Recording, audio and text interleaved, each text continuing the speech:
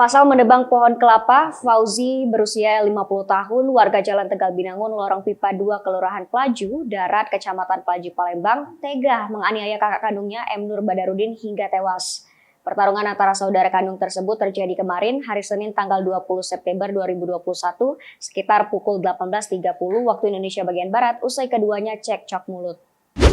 Kapolsek Pelaju Ibtu Novel Siswandi menyampaikan kejadian adik menghabisi nyawa kakaknya tersebut terjadi karena masalah sengketa lahan, di mana pelaku tidak terima sang kakak menebang pohon kelapa di lahan miliknya. Pelaku yang emosi, usai keduanya terjadi cekcok mulut, memukul sang kakak dengan sebilah bambu hingga jatuh dan pingsan.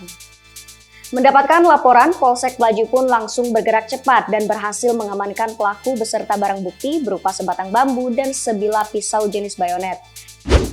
Atas ulahnya tersebut, pelaku dijerat dengan pasal penganiayaan yang menyebabkan korban meninggal dunia dengan ancaman kurungan penjara di atas 5 tahun penjara.